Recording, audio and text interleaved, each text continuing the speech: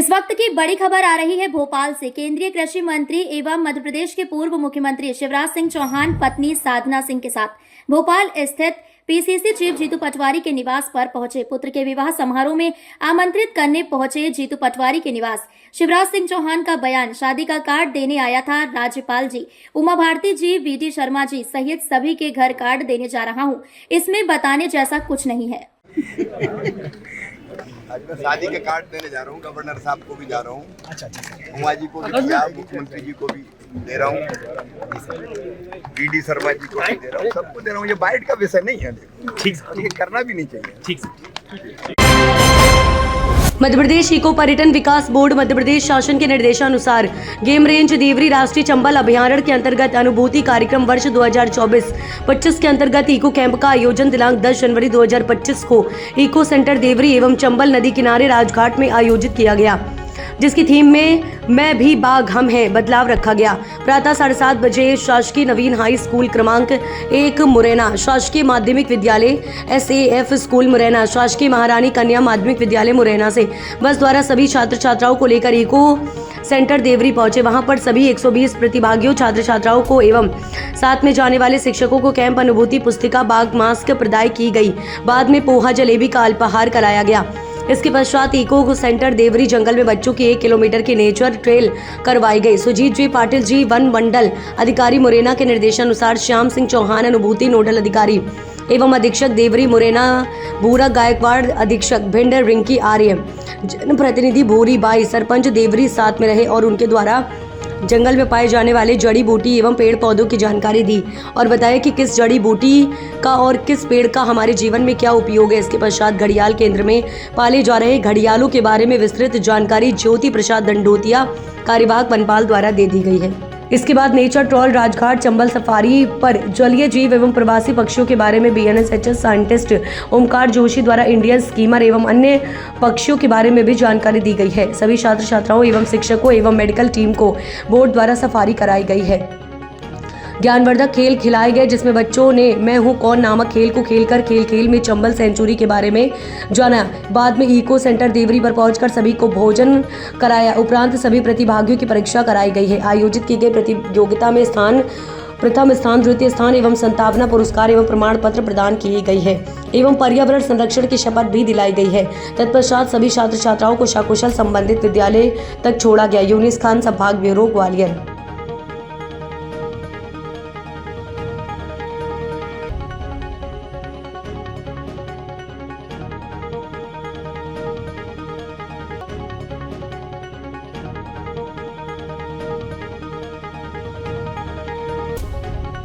इंदौर के dental college में प्रभारी प्राचार्य के पद की कुर्सी को लेकर 2 डॉक्टरों में खींचतान जारी है।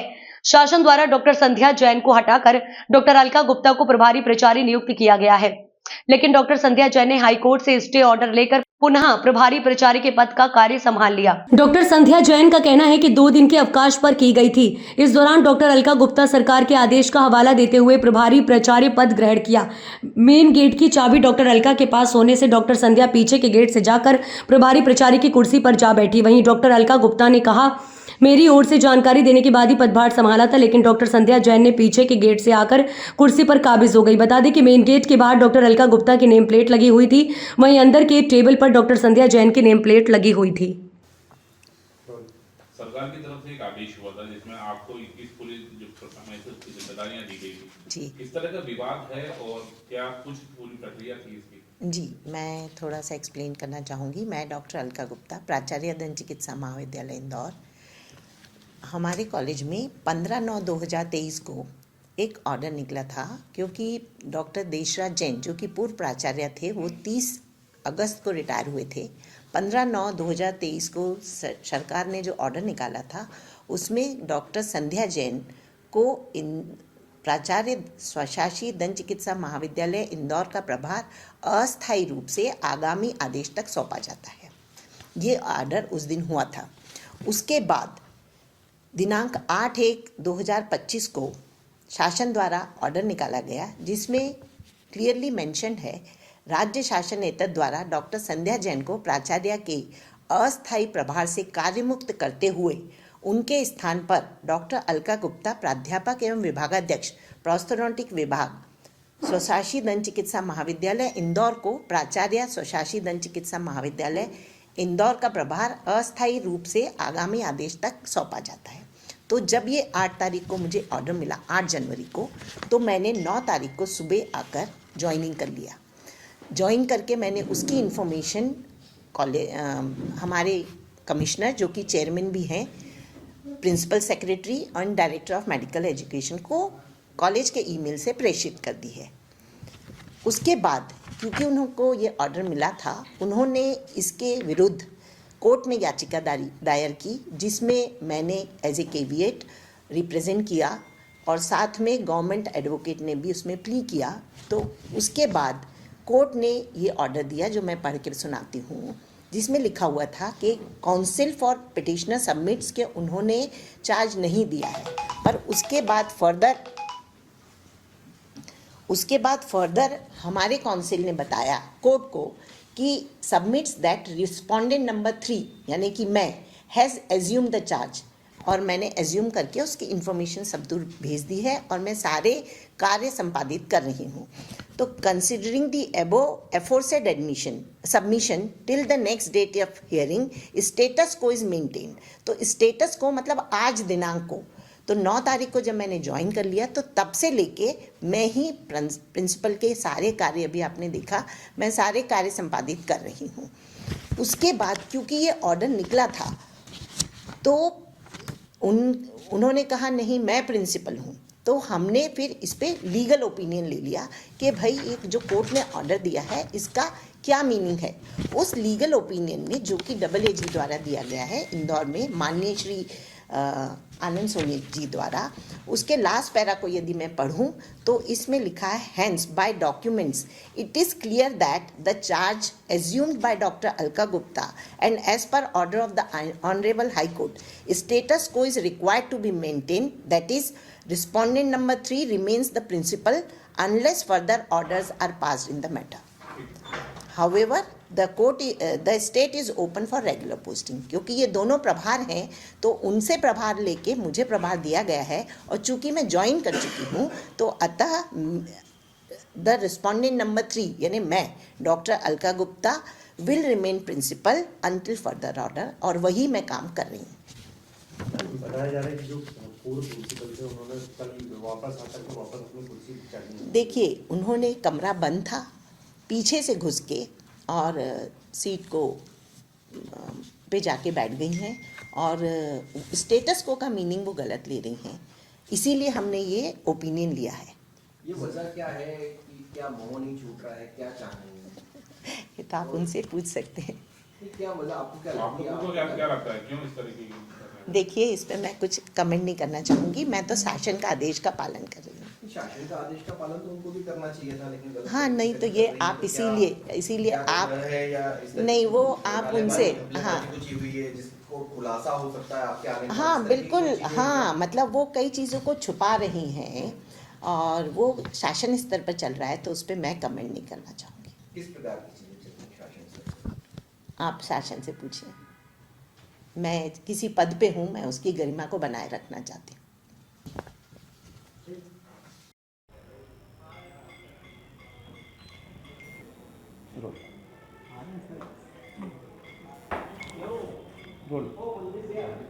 आपने कई तरह के विभिन्न तरह के आरोप लगाए, सर हो गया, उसके बावजूद भी आप सीट में खोल रहे हैं, इसको लेकर आए? किस पे आरोप लगाए? अलका गुप्ता मेरे ऊपर आरोप लगाए? क्या क्या आरोप लगाए हैं? हम प्रेस कॉन्फ्रेंस लिए उन्होंने आपके खिलाफ कि उनको पद मिल चुका है और आप अभी तक कोई कुर्सी पर बैठे हुए हैं। हाँ, तो आपको क्या कहना तो पड़ता है? कोर्ट का आदेश है मेरे पास में कि स्टेटस को बना रहेगा, और कोर्ट उस आदेश में ये भी लिखा है कि उन्होंने एज्यूम किया है कि उन्होंने चार्ज लिया, और चार्ज मेरे पास है और स्टेटस को है, इसका मतलब चार्ज अभी भी मेरे पास है। तो इसलिए मैं आदेश आया है, लेकिन उन्होंने अपनी उपस्थिति दर्ज कराई है, जो इस लेटर में उन्होंने मेंशन किया है कि मैं उपस्थित हो गई हूँ। उसके बाद शासकीय कैशबुक पर चार्ज हैंडओवर टेकओवर होता है, जो नहीं है। उनका ये आरोप है कि कुर्सी से मोह है, इसलिए कुर्सी छोड़ मुझे कुर्सी का कोई मोह नहीं है। मेरी तो वैसे भी 5 महीने रिटायरमेंट के बचे हैं। मैं 31 मई को मैं रिटायर हो रही हूँ, और मैं ये मतलब अपने अधिकार के लिए लड़ रही हूँ। मेरे को उस कुर्सी से कोई मोह नहीं है। मेरी जगह आप डॉक्टर विलास निवासकर हैं, उसके बाद डॉक्टर जया जोशी हैं, उनका तो चौथे नंबर आ रहा है।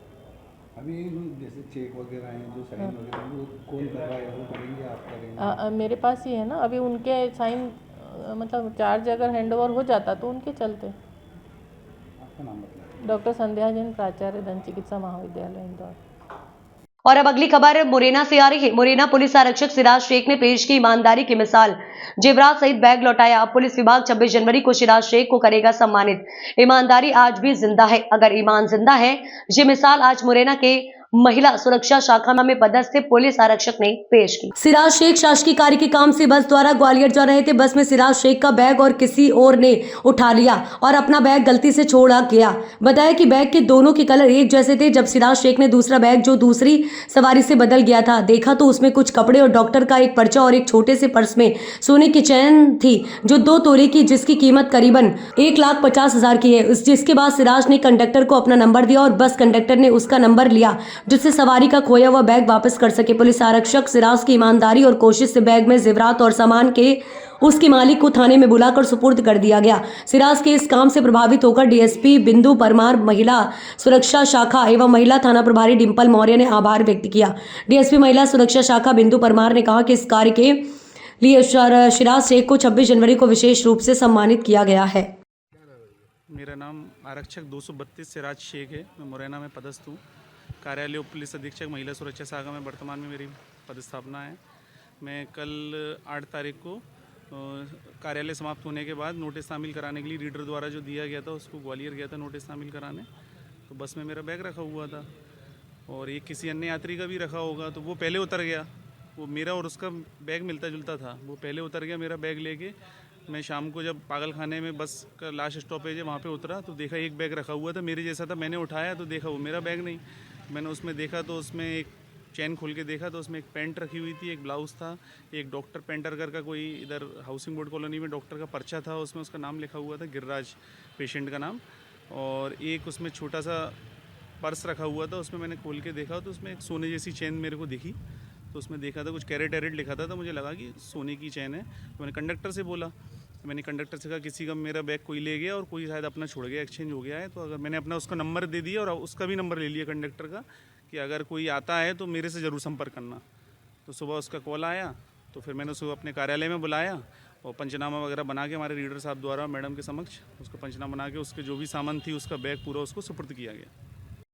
एक आरक्षक है अपनी डिवीजन का, उसने अच्छी ईमानदारी की मिसाल पेश की है। बैग में सोना था, वो है दूसरे आदमी को वापस भी आया, तो उसे क्या उससे पुरस्कार दिया जाएगा, क्या उसको क्या रखना है? वुमेन सेल में पदस्थ सिराज को जो है शासकीय कार्य से जो है ग्वालियर भेजा गया था। तो बस में इसी जो है ट्रैवलिंग के दौरान जो है उसका बैग किसी और अन्य व्यक्ति के साथ एक्सचेंज हो गया। तब उसके द्वारा देखा गया कि बैग में जो है सोने की एक लगभग 20 ग्राम की यानी कि 2 तोले की चेन थी। उसने अपना नंबर जो है कंडक्टर को दिया और उसके बाद जिस व्यक्ति के साथ बैग एक्सचेंज हुआ था उसने घर जाकर देखा कि बैग जो एक्सचेंज हो गया है।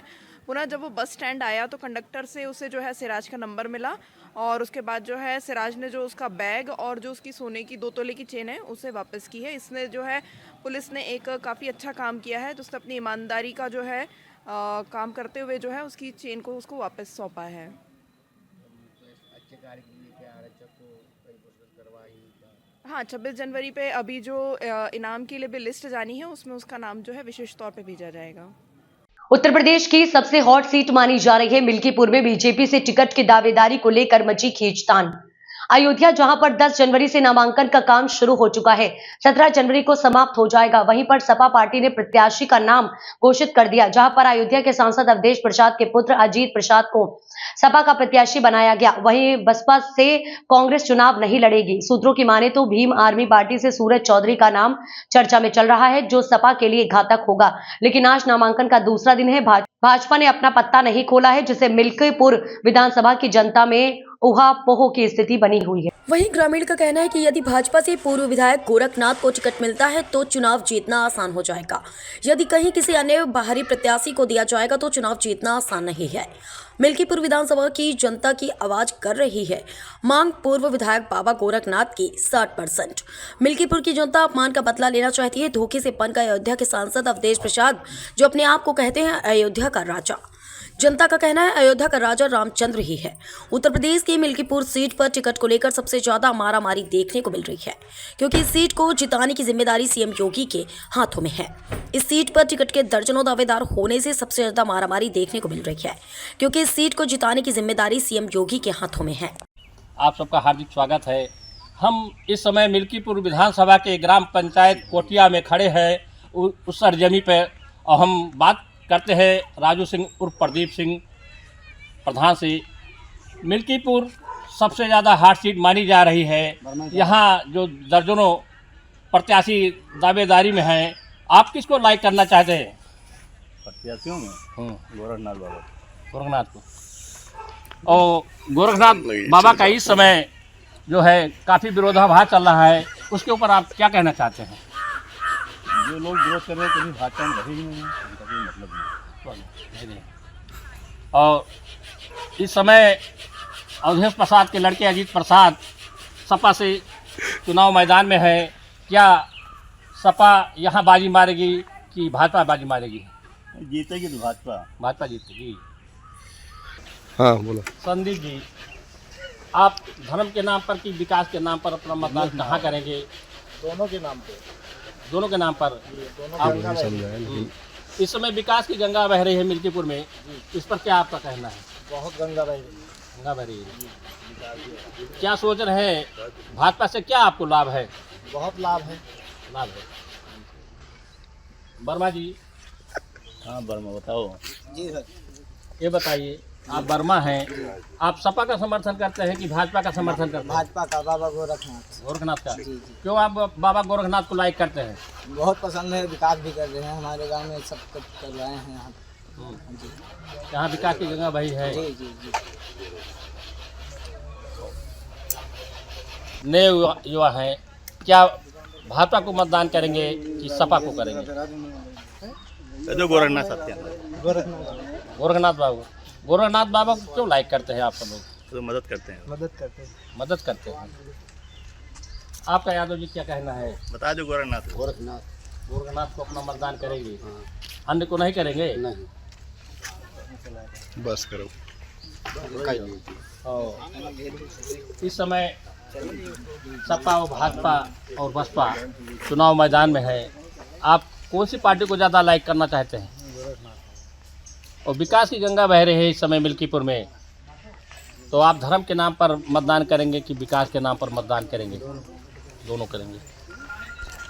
खरगोन जिले के भीकन गांव और बैडिया थाना पुलिस ने अवैध हथियार की तस्करी को लेकर बड़ी कार्यवाही की है। पुलिस ने 21 अवैध हथियार के साथ एक आरोपी तस्कर को गिरफ्तार किया है। अवैध हथियार की कीमत 4,65,000 रुपए बताई जा रही है। अवैध हथियार का परिवहन करने जा रहे आरोपी को शक्कर खेड़ी मवस्या रोड पर मोहदड़ फाटे के पास पुलिस ने घेराबंदी कर पकड़ा। 15 अवैध देसी पिस्टल और 6 अवैध कट्टे आरोपी तस्कर मुकेश पिता बीरू सिंह उम्र 40 वर्ष निवासी सिंगनूर के पास से जब्त की। खरगोन एसपी धर्मराज मीना ने बताया कि अवैध हथियार के पकड़े गए जखीरा को लेकर बड़ा खुलासा किया है। आरोपी के तौर किसी बड़े नेटवर्क से जुड़े होने की पुलिस को आशंका है। एसपी मीना ने बताया कि पकड़ा गया आरोपी आदतन अपराधी है। भीकन गांव और बैडिया थाना पुलिस आरोपी तस्कर पूछताछ कर रही है। पूछताछ में और भी खुलासे हो सकते हैं।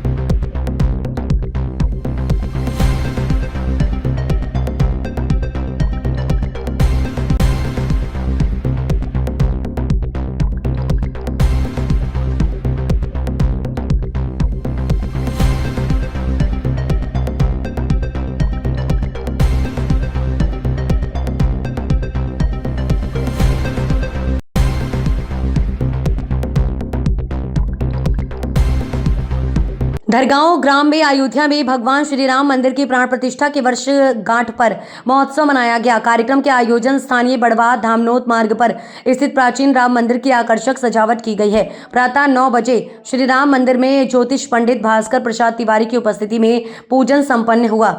श्री राम मंदिर प्राण प्रतिष्ठा महोत्सव के दौरान विश्व हिंदू परिषद बजरंग दल के सानिध्य में ग्राम के भैरवान चौक होलिका दहन स्थल से बग्घी पर भगवान श्री राम, लक्ष्मण, माता जानकी, राम भक्त हनुमान जी की शोभा यात्रा निकाली गई। श्री राम मंदिर के बाहर सकल हिंदू समाज द्वारा सामूहिक हनुमान चालीसा का पाठ किया गया। कार्यक्रम में विश्व हिंदू परिषद बजरंग दल बड़वाह जिला अध्यक्ष रवि गुर्जर सहित कई लोग मौजूद रहे।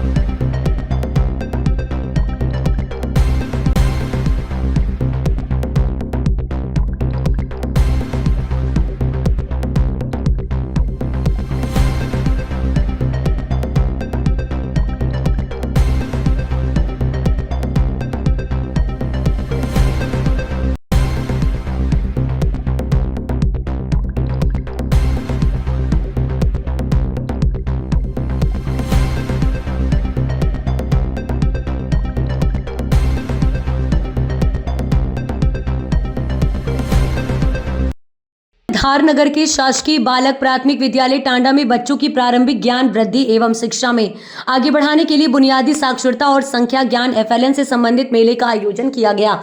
कार्यक्रम के शुभारंभ BRC मती ललिता जैन, हरजी मुकाती टांडा सरपंच मती वर्षा लक्की ठाकुर एवं पंच श्री सागर पिपलाज की द्वारा मां सरस्वती के चित्र पर दीप प्रज्वलन पूजन कर फीता काटकर शुभारंभ किया गया। आयोजन में स्कूली बच्चों के द्वारा बड़े उत्साह के साथ भाग लिया गया। इस आयोजन का मुख्य उद्देश्य बच्चों में सर्वांगीण विकास हो। कार्यक्रम में बच्चों को विभिन्न गतिविधियां करवाई गई। मेले में बच्चों को प्रधानाध्यापिका मती कमलेश चौहान के द्वारा पुरस्कार दिया गया है। कार्यक्रम का संचालन पुरुषोत्तम सिंह धाकड़ के द्वारा किया गया व आभार उत्तम कुमार गारत द्वारा व्यक्त कर दिया गया है।